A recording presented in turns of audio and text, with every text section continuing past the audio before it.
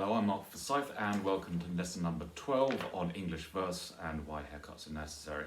And today we're going to do the trimeter. Trimeter is very simple really, it's just 3 stressed syllables to a line. Just as pentameter was 5, tetrameter was 4, trimeter is 3. But there's a slightly odd thing about the trimeter, which is when it's used in English, it almost always has, it's always arranged like this, which is to say that there is an unstressed syllable attached to the first and the third lines. So it goes da-dum, da-dum, da-dum, da, da-dum, da-dum, da-dum, da-dum, da-dum, da-dum, da, da-dum, da-dum, da-dum. A classic example is A. Houseman's When I Was 1 and 20, which I've got here, if I put that up. So it goes, when I was 1 and 20, I heard a wise man say, give crowns and pounds and guineas, but not your heart away. Give pearls away and rubies, but keep your fancy free. But I was young and 20, what used to talk to me? As you can hear, it's very like the ballad meter. One of the odd things about the trimeter though is that it's such a bouncy rhythm that you can actually mess around with it a lot. You can be sort of, well, one way of putting it is be sloppy.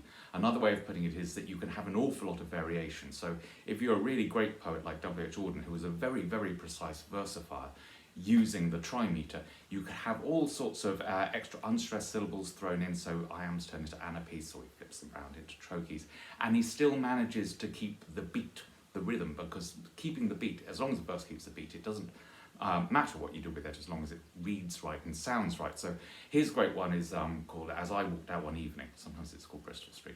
I'll recite you the first half of it, and you can hear, I hope you'll hear that the beat keeps going, but you'll also, if you're clever, you will pick up that there are an awful lot of extra little unstressed syllables in there. So it goes, as I walked out one evening, walking down Bristol Street, the crowds upon the pavement were fields of harvest wheat, and down by the brimming river I heard a lover sing, under an arch of the railway, love has no ending.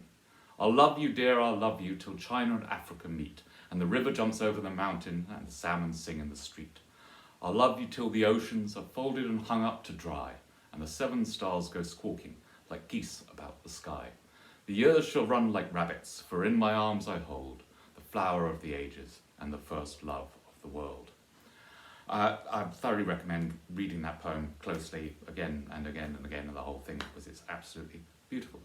It gets a bit depressing in the second half. Anyway, that's it. That's really the trimeter, and it's terribly simple, and your homework is to go away and write a little trimeter, write a story of the last exciting thing you did during lockdown, or something like that.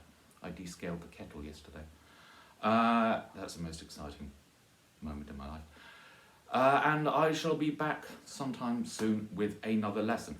As ever, you don't need to remember all the technical terminology here. Trimeter is trimeter. Shakespeare, by the way, I should have mentioned this many lessons ago.